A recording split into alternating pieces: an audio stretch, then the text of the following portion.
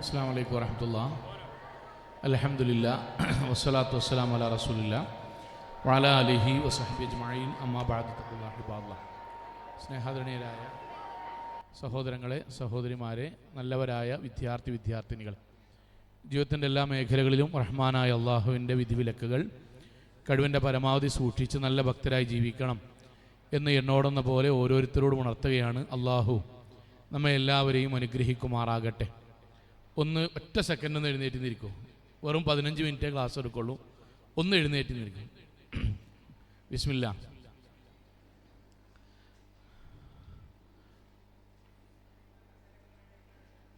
Okay, ഒന്ന് ready ആയിട്ടൊന്ന് ഇരുന്നാൽ വളരെ ഉപകാരം. 4:20 ഞാൻ അവസാനിപ്പിക്കും. 15 മിനിറ്റ് ക്ലാസ് എടുക്കുള്ളൂ. ഓക്കെ, ഇരിക്കും.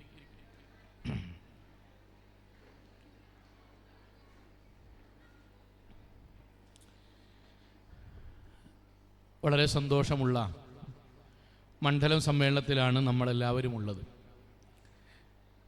ഇതിൻ്റെ സമാപനം കുറിക്കുമ്പോൾ നമ്മുടെ മനസ്സിൽ ഉണ്ടാകേണ്ട 1-2 കാര്യങ്ങൾ മാത്രം സൂചിപ്പിക്കാനാണ് ഇൻഷാ അല്ലാഹ് ഉദ്ദേശിക്കുന്നത്. എന്തിനാണ് നമ്മൾ ഈ സമ്മേളനം നടത്തിയത്, എന്തിനാണ് നമ്മൾ ഇങ്ങോട്ട് വന്നത് എന്നതിന് നമ്മൾക്ക് പോകുന്ന സമയത്ത് കൃത്യമായ ഒരു ഉത്തരം മനസ്സിലുണ്ടാകണം. അതുണ്ടാകാൻ ഞാനൊരു സംഭവം പറയാം. കഴിഞ്ഞ ഏതാനും മാസങ്ങൾക്ക് മുമ്പ് നമ്മുടെ എല്ലാവരുടെയും സങ്കടമായി മാറിയ ചൂരൽമലയിൽ അതിശക്തമായ വെള്ളവും ചളിയുമൊക്കെ ഒന്നിച്ചു വരികയും അത് ഒരുപാട് കുടുംബങ്ങളെ തകർക്കുകയും ഒരുപാട് മനുഷ്യർ മരണപ്പെട്ടു പോവുകയും അതിൻ്റെ ഭാഗമായി മയ്യത്തുകൾ പല പുഴകളിൽ വന്ന് ഒഴുകിയതിൻ്റെ കൂടെ ഞാൻ താമസിക്കുന്ന നിലമ്പൂരിൻ്റെ പരിസരത്ത് ചാലിയാറിൽ പോത്തുകല്ലിൽ വന്നിട്ട് ഒരുപാട് മയ്യത്തുകൾ അവിടെ കൂടിക്കലർന്നിരുന്നു. നഷ്ടപ്പെട്ടു പോയവരെ വീണ്ടെടുക്കുന്നതിനും തിരയുന്നതിനും വേണ്ടി ആളുകളുടെ കൂടെ നമ്മളും പോയിരുന്നു. ആ പോകുന്നതിനിടയിൽ കൂടെ പോലീസ് ഉദ്യോഗസ്ഥന്മാരുണ്ട്. തിരയുന്നതിനിടയിൽ നമ്മൾക്ക് ഭൂമിക്ക് പുറത്ത് ഒരു മനുഷ്യൻ്റെ ചെവി ഇങ്ങനെ കണ്ടു. സ്വാഭാവികമായിട്ടൊരു ചെവി കാണുമ്പോൾ നമ്മുടെ മനസ്സിലുണ്ടാകുക, അതിൻ്റെ ചുറ്റുഭാഗത്ത് നമ്മൾ കൈകൾ കൊണ്ടോ മൺവെട്ടി കൊണ്ടോ ഒന്ന് നമ്മൾ കിളച്ചു നോക്കിയാൽ ബാക്കി ശരീരത്തിൻ്റെ ഭാഗം കാണുന്നതാണ് സ്വാഭാവികമായി. അങ്ങനെ അതിനു വേണ്ടി ശ്രമിച്ചു. കുറച്ച് കഴിഞ്ഞപ്പോൾ നമ്മൾക്ക് ആ ചെവി കൈകൊണ്ട് എടുത്തപ്പം നേർക്ക് നേരെ ചെവി മാത്രമായി കയ്യിൽ പോന്നു. താഴേക്കൊന്നും ഉണ്ടായിരുന്നില്ല. അപ്പോൾ നമ്മുടെ മനസ്സിലിങ്ങനെ ആലോചിച്ച് നോക്കുക, നമ്മുടെ കയ്യിൽ ഒരു മനുഷ്യൻ്റെ ചെവി മാത്രമായി നിൽക്കുന്നൊരവസ്ഥ, താഴേക്കൊന്നുമില്ലാതെ. ആ കൂട്ടത്തിൽ ഏറ്റവും സ്ട്രോങ് ആയി നിൽക്കേണ്ടത് ഒരു പോലീസ് ഉദ്യോഗസ്ഥനാണ്. അദ്ദേഹം ആ രംഗം കണ്ട് ശരീരങ്ങൾ വിറച്ചിട്ട് കണ്ണെന്ന് കണ്ണുനീര് വന്നു. നമ്മുടെ മനസ്സിൽ ആലോചിക്കേണ്ട ഒരൊറ്റ ചോദ്യം മാത്രമാണ് ഈ സമാപനത്തിൽ പറയാനുള്ളത്. ആ ചെവിയുടെ ഉടമസ്ഥൻ ഇന്ന് എവിടെയാണ്? അദ്ദേഹത്തിൻ്റെ ചെവി മാത്രമാണ് ഖബറടക്കിയത്. മുസ്ലിമാണ് എന്ന് പരിഗണിച്ചുകൊണ്ട് ആ ചെവി മാത്രം ഖബറടക്കി. ബാക്കി ആ ശരീരത്തിൻ്റെ ഉടമ ഇന്ന് എവിടെയാണ്? നമ്മുടെ മനസ്സിലെ ചോദ്യമായി ബാക്കിയാകണം. ഒന്നുകൂടി പറയാം. ഞങ്ങളുടെ നാട്ടിൽ നിലമ്പൂരിൽ ചാലിയാർ പുഴ, ആ പുഴയിൽ 2 കുട്ടികൾ, നിങ്ങളുടെ പ്രായത്തിലുള്ള 2 കുട്ടികൾ ബെറ്റ് വെച്ച് ആ പുഴക്ക് ക്രോസ് നീന്തി. ഒരാൾ മറുഭാഗമെത്തി, തളർച്ചയോടെ ക്ഷീണിതനായി മറ്റൊരു ഭാഗം മറുഭാഗത്തെത്തി. രണ്ടാമത്തെയാൾ ആ പുഴയുടെ മധ്യത്തിൽ നിന്ന് തളർന്ന് നേർ താഴേക്ക് അങ്ങോട്ട് തളർന്നു വീണു.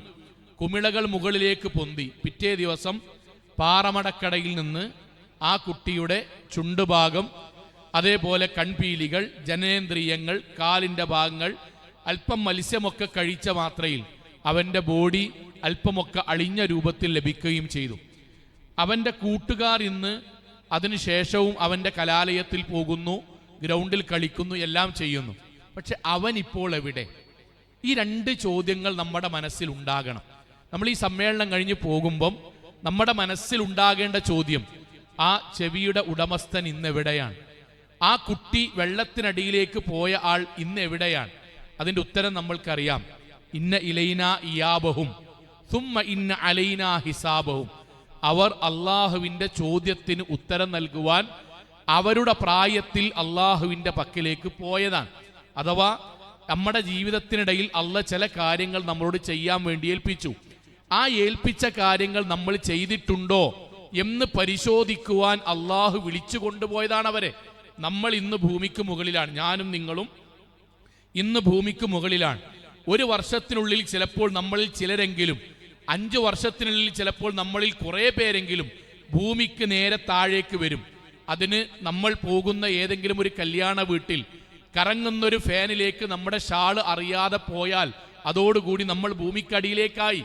നമ്മൾ ഓട്ടിക്കൊണ്ടിരിക്കുന്ന വാഹനം നമ്മൾ ശ്രദ്ധിച്ചാലും എതിർദിശയിൽ നിന്ന് വരുന്ന ഒരാൾ അവന് ശ്രദ്ധിച്ചിട്ടില്ലെങ്കിലോ ഉറങ്ങിപ്പോയാലോ നമ്മൾ ഭൂമിക്കടിയിലേക്കായി.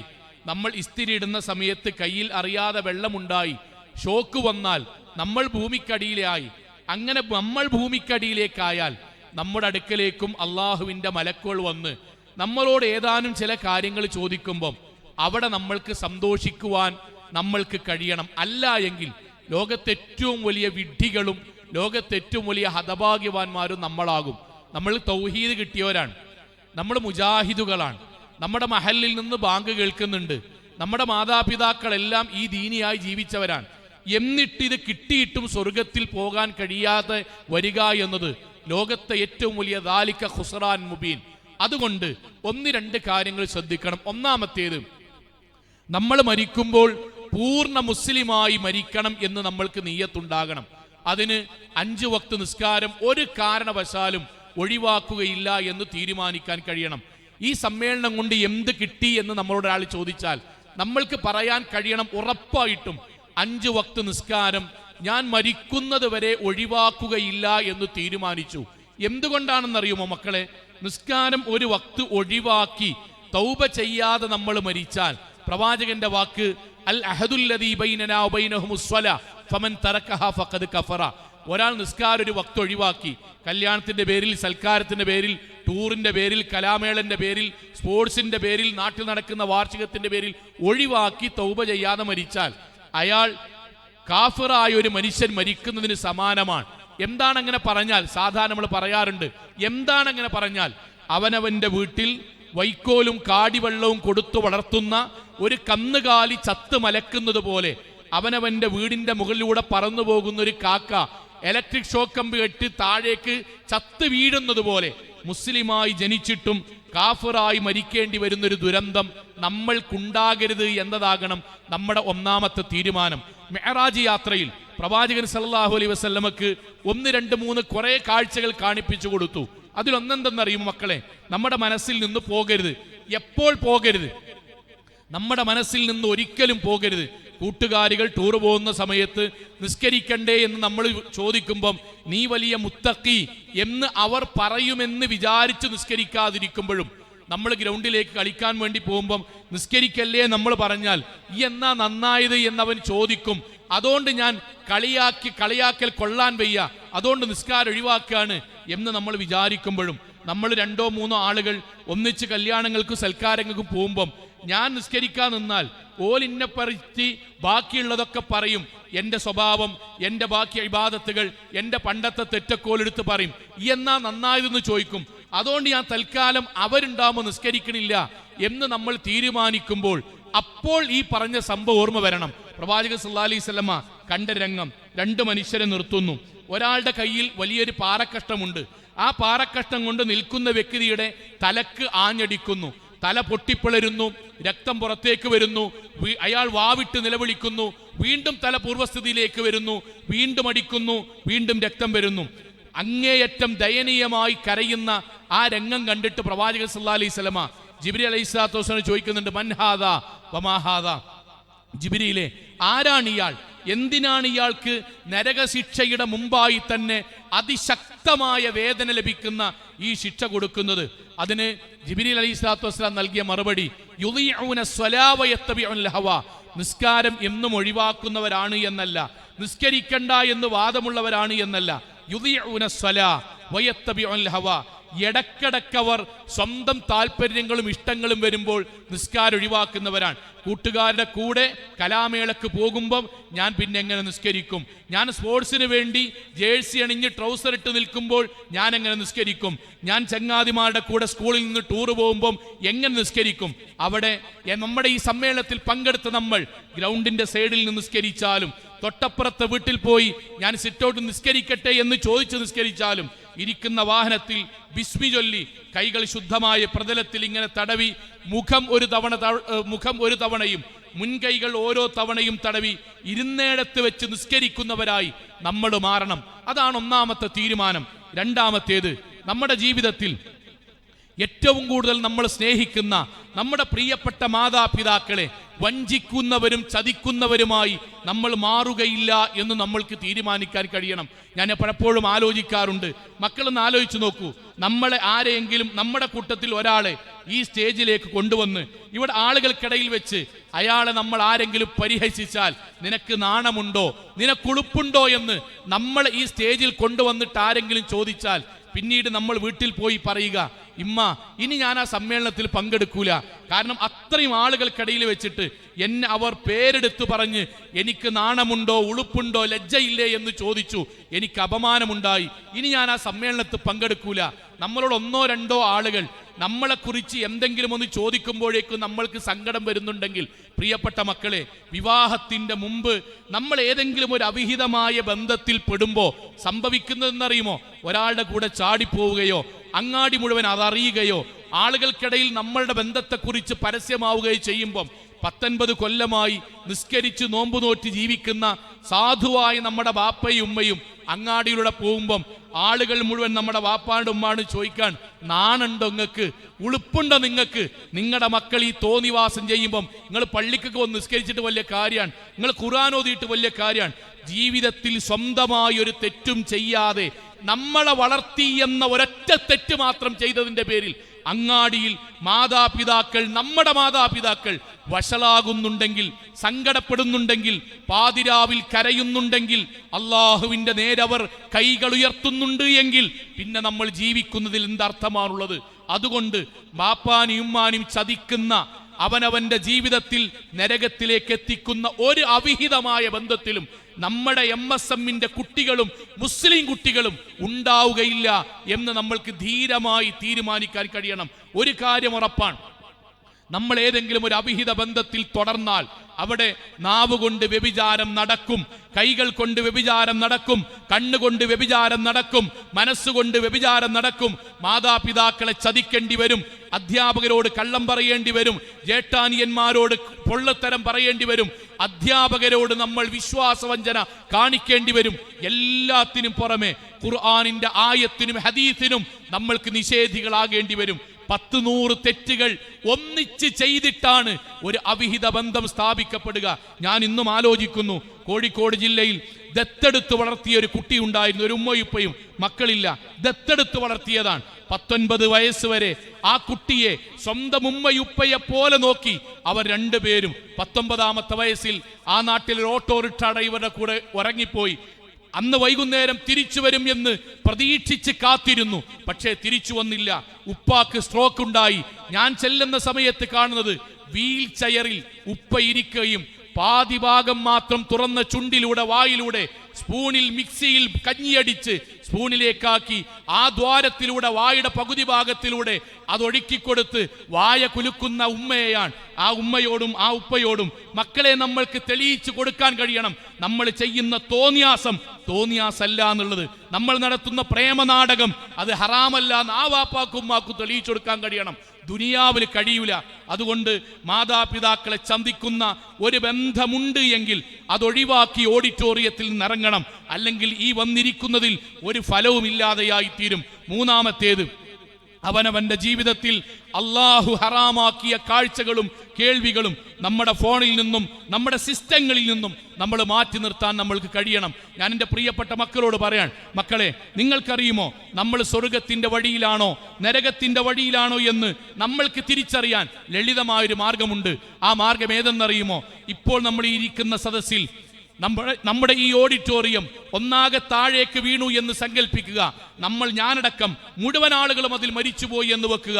എങ്കിൽ നമ്മൾ ഉപയോഗിക്കുന്ന ഫോണിൽ പടച്ചോനിഷ്ടല്ലാത്ത ഒന്നുമില്ല എന്ന് നമ്മൾക്ക് പറയാൻ കഴിഞ്ഞാൽ, നമ്മൾ കേൾക്കുന്ന സംവിധാനങ്ങൾ റമദാൻ മാസത്തിലും കേൾക്കാൻ പറ്റുന്നതാണ് എന്ന് നമുക്ക് ഉറപ്പുണ്ടായാൽ, നമ്മൾ കാണുന്നത് ബാപ്പാൻ്റെയും ഇമ്മാൻ്റെയും കൂടെ ഇരുന്ന് കാണാൻ പറ്റുന്നതാണ് എന്ന് നമുക്ക് ഉറപ്പുണ്ടായാൽ നമ്മൾ സ്വർഗത്തിന്റെ വഴിയിലാണ്. അല്ല, നമ്മൾ ഹൈഡ് ചെയ്ത് വെച്ചതും ലോക്കിട്ട് വെച്ചതും, നമ്മൾ ആളുകൾ കാണാതിരിക്കാൻ ക്ലിയർ ഹിസ്റ്ററി അടിച്ചതും, ആരാരും കാണാതിരിക്കുവാൻ നമ്മൾ റൂമിട്ട് താഴിട്ട് പൂട്ടിയതും, ആരെങ്കിലും വരുന്നുണ്ടോ എന്നറിയാൻ കൂട്ടുകാരെ അവിടെ കാവൽ നിർത്തിയിട്ടൊരു കാര്യം കാണുന്നതും മുഴുവനും നമ്മൾ നരകത്തിന്റെ വഴിയിലൂടെ ഓരോ ദിവസവും അതിവേഗം മുന്നോട്ട് പോയിക്കൊണ്ടിരിക്കുന്നു എന്നതിന്റെ തെളിവാണ്. ഒരു കാര്യം നമ്മൾ അറിയണം, ഞാനോ നിങ്ങളോ ഏതെങ്കിലും ഒരു വീഡിയോ, ഒരു പിക്ചർ, ഒരു ഹറാമായ ഒരു ചിത്രം നമ്മൾ കാണുമ്പം നമ്മൾ അത് ആരും കാണുന്നില്ല എന്ന് ഉറപ്പുവരുത്തുകയാണ്.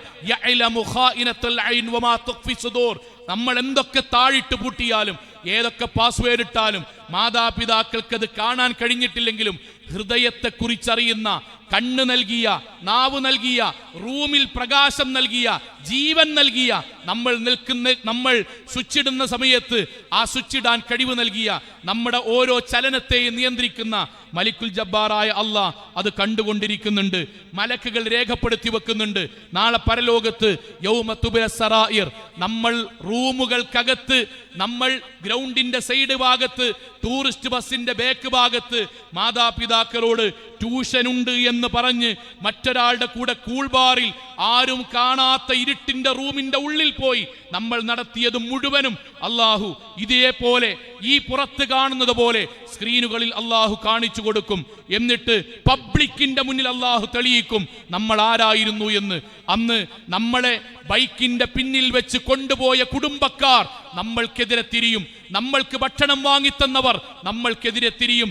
നമ്മൾക്ക് വേണ്ടി ഗൾഫ് നാടുകളിൽ ദാമ്പത്യ ജീവിതം നഷ്ടപ്പെടുത്തിയ ബാപ്പയും ഉമ്മയും നമ്മൾക്കെതിരെ തിരിയും. അതുകൊണ്ട് ഹറാമായൊരു കാഴ്ച, ഹറാമായൊരു കേൾവി, ഹറാമായ സിനിമകൾ, ഹറാമായ വീഡിയോകൾ, ഹറാമായ അവിഹിത ബന്ധങ്ങൾ, മറ്റൊരാളുടെ മുന്നിൽ സ്വന്തം ശരീരത്തിന്റെ നിമ്നോന്നതികൾ വീഡിയോ കോളിലൂടെ കാണിച്ചു കൊടുക്കുന്ന വൃത്തികെട്ട ഏർപ്പാടുകൾ ദയവ് ചെയ്ത് നമ്മൾ അവസാനിപ്പിക്കാൻ നമ്മൾ ശ്രദ്ധിക്കണം. അവസാനിപ്പിക്കുന്നു പ്രിയപ്പെട്ട മക്കളെ. ഏറ്റവും അവസാനം ഈ ലോകത്ത് നിന്ന് വിട പറഞ്ഞു പോകും എന്ന് നമ്മൾക്ക് ഉറപ്പുണ്ടാകണം. അത് ഏത് സമയത്തുമാകാം. അസർബൈജാനിൽ വിമാനം താഴേക്കിറങ്ങി 40 ആളുകളാണ് മരണപ്പെട്ടു പോയത്. 32 പേർ യാത്രക്കാരാണ്. 8ഓളം ആളുകൾ അതിൽ വർക്ക് ചെയ്യുന്ന ആളുകളാണ്. വിമാനം ഇറങ്ങുന്ന സമയത്ത് പുറത്ത് കാത്തു നിൽക്കുന്ന ആളുകൾക്ക് ഫോൺ സ്വിച്ച് ഓൺ ആക്കി, ഇതാ ഞങ്ങൾ ഇറങ്ങാറായി, ലഗേജുകൾ കിട്ടിയാൽ പുറത്തേക്ക് വരും എന്ന് സന്ദേശമയച്ചവർ പോരുമുണ്ട്. പക്ഷെ അവർ ഈ ദുനിയാവിൽ നിന്ന് പോയി. അവരുടെ ജീവിതത്തിൽ 2 അനുഭവങ്ങളായിരിക്കും ഉണ്ടാവുക. ഒന്നുകിൽ അവരുടെ അടുക്കലേക്ക് മലക്കുകൾ വരും, എന്നിട്ട് പട്ടിന്റെ പുതവ കൊണ്ട് അവരെ പൊതിയും, സുഗന്ധം പൂശും, എന്നിട്ട് വാനലോകത്തെ മലക്കുകൾ അവരെ കൊണ്ടുപോകും സ്വർഗത്തിന്റെ വഴികളിലേക്ക്. രണ്ടാമത്തേത്, ലോകത്തെ ഏറ്റവും ദുർഗന്ധം വമിക്കുന്ന കരിമ്പുടവ കൊണ്ട് അവരുടെ ആത്മാവിനെ പൊതിയും, എന്നിട്ട് മൂക്കുകൾ പൊത്തും, ശരീരത്തിന്റെ മുഴുവൻ ഭാഗങ്ങളിലും അതിശക്തമായ അടിയോടുകൂടി ആത്മാവിനെ പുറത്തേക്കെടുക്കും. എന്നിട്ട് ഈ കവാടങ്ങളിൽ നിന്ന് കൊണ്ടുപോകൂ എന്ന് മലക്കുകൾ അവരെ പറഞ്ഞയക്കുകയും ചെയ്യും. ഇതിലേത് വേണം നമ്മളുടേത് എന്ന് നമ്മൾ തീരുമാനിക്കണം. പ്രിയപ്പെട്ട പെൺകുട്ടികളെ, അള്ളാഹു നമ്മൾക്ക് നൽകിയൊരു ഇസ്സത്തുണ്ട്, അഭിമാനമുണ്ട്. ആ അഭിമാനമാണ് നമ്മുടെ ജീവിതം മുഴുവൻ. അതിൽ നമ്മുടെ വേഷം നമ്മൾക്ക് അള്ളാഹു നൽകിയ വേഷമാണ്. അതിൽ നമ്മളോട് ഓരോ കാലഘട്ടത്തും ഓരോരുത്തരും നമ്മുടെ പിതാവായ ആദം അലൈഹിസ്സലാത്തു വസ്സലാമയെയും ഹവ്വാ ബീവിയെയും ശൈത്താൻ പഴപ്പിച്ചത് നമ്മളോട് മോഹന വാഗ്ദാനം നൽകിയിട്ടാണ്.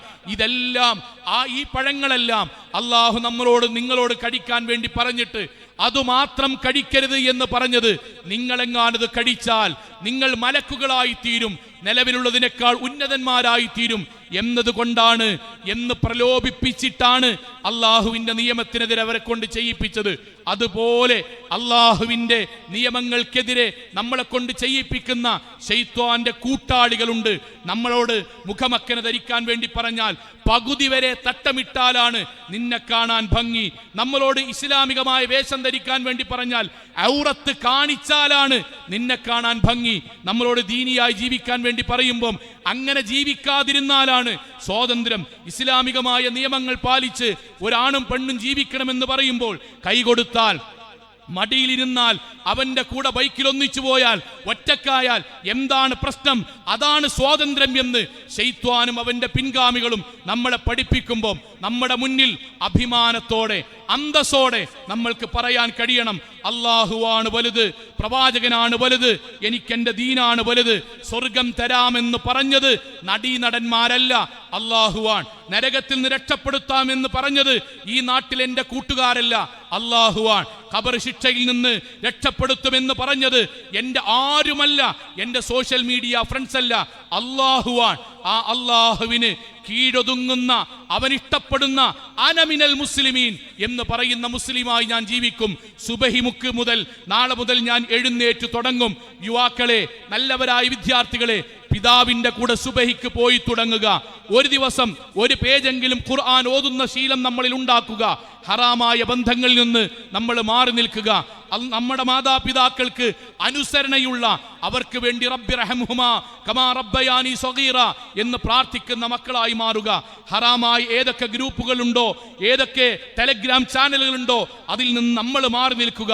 എന്നിട്ട് അള്ളാഹുവിന് ഇഷ്ടപ്പെട്ട കുട്ടികളായി ജീവിക്കുമ്പോൾ അവർക്കിടയിൽ ഒരു കൂട്ടായ്മയുണ്ടാകും. പ്രാർത്ഥനയുടെ ഒരു കൂട്ടായ്മ, നന്മകൾ ഷെയർ ചെയ്യുന്ന ഒരു കൂട്ടായ്മ, ഹലാലായ കാര്യങ്ങൾ ഷെയർ ചെയ്യുന്ന ഒരു കൂട്ടായ്മ, ഖുത്ബകൾ പരസ്പരം ഷെയർ ചെയ്യുന്ന ഒരു കൂട്ടായ്മ, ഇസ്ലാമിക പ്രഭാഷണങ്ങളും ചോദ്യോത്തരങ്ങളും സംശയ ദൂരീകരണങ്ങളും തീർക്കുന്ന ഒരു കൂട്ടായ്മ. ആ കൂട്ടായ്മയുടെ പേരാണ് MSM. ആ കൂട്ടായ്മയുടെ പേരാണ് സ്റ്റുഡൻസ് വിങ്. ആ MSM നടത്തുന്ന പ്രോഗ്രാമാണ് മണ്ഡലം സമ്മേളനം. നമ്മളൊന്ന് ആലോചിച്ചു നോക്കൂ. ഇതിലേക്ക് വരാത്ത കുട്ടികൾ, നമ്മൾക്ക് തോന്നും നമ്മൾ വന്നു പെട്ടുവല്ലോ. ഒരിക്കലും കരരുത്. ഇവിടേക്ക് വരാത്ത കുട്ടിക്ക് 5 വക്ത് നിസ്കാരം ഒഴിവാക്കിയാലുള്ള ശിക്ഷയെക്കുറിച്ച് അവൻ ജീവിതത്തിൽ അറിഞ്ഞിട്ടില്ല. ഇസ്ലാമിന്റെ അഭിമാനം അവൻ അറിഞ്ഞിട്ടില്ല. സ്ത്രീയും പുരുഷനും തമ്മിലുള്ള വ്യതിരിക്തത അവൻ അറിഞ്ഞിട്ടില്ല. അള്ളാഹു നമ്മൾക്ക് നൽകിയ കാരുണ്യത്തെക്കുറിച്ച് അവൻ കേൾക്കാൻ തയ്യാറായിട്ടില്ല. മാതാപിതാക്കൾ നമ്മളോട് കാണിക്കുന്ന സൗഹാർദ്ദത്തെക്കുറിച്ച്, കാരുണ്യത്തെക്കുറിച്ച് അവൻ കേട്ടിട്ടില്ല. അൻതുമുൽ അലൗൻ ഇൻ കുൻതും മുഅ്മിനീൻ. ഈ കൂടിയിരിക്കുന്ന ഹാളിലുള്ള MSMന്റെ സമ്മേളനത്തിൽ വന്ന നമ്മളാണ് ഈ നാട്ടിലെ ഏറ്റവും ഉത്കൃഷ്ടർ. ആ അഭിമാനത്തോടെ അന്തസ്സോടെ MSMന്റെ പ്രവർത്തനങ്ങൾ നമ്മുടെ മണ്ഡലത്തിൽ സജീവമാകാൻ, നമ്മുടെ ശാഖയിൽ സജീവമാകാൻ, CR നടത്തുവാൻ, അതുപോലെ സമ്മേളനങ്ങൾ നടത്തുവാൻ നമ്മുടെ മുന്നിൽ നടക്കുന്ന ആളുകളായി നമ്മൾ മാറുക. പള്ളികളിൽ നമ്മൾ സജീവമാകട്ടെ, ക്യാമ്പസുകളിൽ സജീവമാകട്ടെ. ആരാണ് നിങ്ങളെന്ന് ചോദിക്കുമ്പോൾ ഇബ്രാഹിം നബി പറഞ്ഞ പോലെ ഞാൻ അഭിമാനമുള്ള, അന്തസ്സുള്ള, അള്ളാഹുവിനെ സൂക്ഷിക്കുന്ന നല്ല ഒരു മുഅ്മിനാണ്, നല്ല ഒരു മുജാഹിദാണ്, നല്ല ഒരു മുസ്ലിമാണ് എന്ന് പറയാൻ നമ്മൾക്ക് കഴിയണം. നമ്മൾ താമസിക്കുന്ന ക്യാമ്പസുകളിൽ ബിയർ കുടിക്കുന്ന ആളുകളുണ്ടാകും, ലഹരി ഉപയോഗിക്കുന്ന ആളുകളുണ്ടാകും. അവർക്കറിയില്ല നാളെ പരലോകത്ത് നാവ് പുറത്തേക്കിട്ട് നായയെപ്പോലെ കേല ഒലിപ്പിച്ച് നെഞ്ചനകത്തിലൂടെ ഹറാമിന്റെ മുഴുവൻ കേലകൾ ഒഴിപ്പിച്ച് അവിടെയുള്ള മുഴുവൻ മനുഷ്യരും ഇവൻ നാട്ടിൽ ലഹരി ഉപയോഗിച്ചവരാണ് എന്ന് തിരിച്ചറിയുന്ന രൂപത്തിൽ അള്ളാഹുവിന്റെ ശാപം കിട്ടി നാളെ പരലോകത്ത് വരും എന്ന് അവൻ അറിയാത്തത് കൊണ്ടാണ്. അവനെ നമ്മൾ കൈപിടിക്കണം, മനസ്സ് പിടിക്കണം, ചേർത്ത് പിടിക്കണം. നമ്മൾ ലഹരിയിൽ നിന്ന് മാറണം. ഏതെങ്കിലും ഒരാൾ കഞ്ചാവിലേക്ക് ക്ഷണിക്കുകയാണെങ്കിൽ, MDMA-യിലേക്ക് ക്ഷണിക്കുകയാണെങ്കിൽ, ഹാൻസ് പ്രശ്നമല്ല എന്ന് പറയുകയാണെങ്കിൽ, ബിയർ പ്രശ്നമല്ല എന്ന് പറയുകയാണെങ്കിൽ അവനോട് പറയണം, കുല്ലു ഖംറിൻ ഹറാമുൻ വകുല്ലു മുസ്കിരിൻ ഖംറുൻ. എല്ലാ ലഹരി പദാർത്ഥങ്ങളും ഇസ്ലാമിൽ കള്ളാൻ. എല്ലാ ലഹരി പദാർത്ഥങ്ങളും കൂളാകട്ടെ, ഹാൻസ് ആകട്ടെ, പാൻപരാഗാകട്ടെ, പൊടിയാകട്ടെ, സ്റ്റിക്കറാകട്ടെ, മിഠായി ആകട്ടെ, സിറിഞ്ചാകട്ടെ, ഇസ്ലാമിൽ അത് മുഴുവനും കള്ളിന്റെ വിധിയാണ്. ആ കള്ളാകട്ടെ ഒരു മുസ്ലിമിന് ഹറാമാണ്. നസഅല്ലാഹു മിൻഹുൽ ഈമാൻ. അത് നാവിലേക്ക് വെക്കുന്നതോടെ, ശരീരത്തിലേക്ക് സിറിഞ്ചാക്കുന്നതോടെ, ചുണ്ടിൽ തേക്കുന്നതോടെ, കൈമടക്കുകളോ ചുണ്ടിനിടയിലോ വെക്കുന്നതോടുകൂടി അവന്റെ ഈമാനിനെ അള്ളാഹു വലിച്ചെടുക്കും. ഈമാനില്ലാത്ത പച്ച മനുഷ്യനായി മുഅ്മിനല്ലാത്ത നാടൻ മനുഷ്യനായി, ഇസ്ലാമില്ലാത്ത, മരിച്ചാൽ നരകത്തിലേക്ക് പോകുന്ന ഒരാളായി മാറാൻ എനിക്ക് താല്പര്യമില്ല എന്ന് പറയുന്ന ഉജ്ജ്വലമായ ആദർശത്തിന്റെ വക്താവായി നമ്മൾ മാറണം. നമ്മുടെ കൂടെയുള്ള കൂട്ടുകാരുടെ കൈകളിൽ ഏലസ് ഉണ്ടാകും, അരയിൽ ഐക്കല്ലുണ്ടാകും. അവർ അല്ലാഹു അല്ലാത്തവരോട് വിളിച്ചു പ്രാർത്ഥിക്കും. പരീക്ഷയുടെ മുമ്പായി പൂജിച്ച പേനകൾ കൊണ്ടുവരും. അവരോട് പറയണം, തബാറകല്ലദീ ബിയദിഹിൽ മുൽക്ക്, നമ്മൾക്ക് രക്ഷകനായി, നമ്മൾക്ക് ജീവിതത്തിൽ സമാധാനത്തിനായി ഖൈറും ശർറും തരുന്നവൻ അല്ലാഹുവാൻ. ഇന്നർ റുഖാ വത്തമായിമ വത്തിവലത്ത ശിർക്കും, കയ്യിൽ ഏലസ് കെട്ടിയാൽ, ഐക്കല്ല് കെട്ടിയാൽ, മന്ത്രിച്ചൂതിയ ഒരു ചരട് കെട്ടിയാൽ, പൂജിച്ച ഒരു പേന കൊണ്ടുവന്നാൽ, ഉമ്മമ്മ തന്നതാണ് എന്ന് പറഞ്ഞ് അല്ലാഹു അല്ലാത്തവർക്ക് നേർച്ച നേർന്ന ഒരു പായസം കുടിച്ചാൽ അവിടെ ലോകത്തെ ഏറ്റവും വലിയ തെറ്റായ ശിർക്ക് കടന്നു വരും. അതുകൊണ്ട് അല്ലാഹുവിനെ ഭയക്കുന്ന, പടച്ച തമ്പുരാനെ സ്നേഹിക്കുന്ന, അവനെ മാത്രം ആരാധിക്കുന്ന, അവനെ മാത്രം പൂജകൾ ചെയ്യുന്ന, അവനെ മാത്രം ഭയപ്പെടുന്ന, ആരാധനകൾ നിർവഹിക്കുന്ന, ഹറാമിൽ നിന്ന് മാറി നിൽക്കുന്ന എംഎസ്എമ്മുകാരനായി മാറുവാനും മുഅ്മിനായി ജീവിക്കുവാനും മുത്തഖിയായി മരിക്കുവാനും നമ്മൾക്ക് സാധിക്കണം. അതിന് അല്ലാഹു അനുഗ്രഹിക്കുമാറാകട്ടെ. വന്നിട്ടുള്ള മുഴുവൻ ആളുകൾക്കും ഹൃദയത്തിൽ നിന്ന് നന്മകൾ വരട്ടെ എന്ന് ആത്മാർത്ഥമായി പ്രാർത്ഥിച്ച് ക്ഷണിച്ച ആളുകൾക്ക് സന്തോഷവും അഭിനന്ദനങ്ങളും നന്ദിയും കടപ്പാടും അറിയിച്ചുകൊണ്ട് എൻ്റെ വാക്കുകൾ അവസാനിപ്പിക്കുന്നു. വാഖിറു ദഅ്വാനാ അൽഹംദുലില്ലാഹി റബ്ബിൽ ആലമീൻ. അസ്സലാമു അലൈക്കും വറഹ്മത്തുള്ളാഹി വബറകാതുഹു.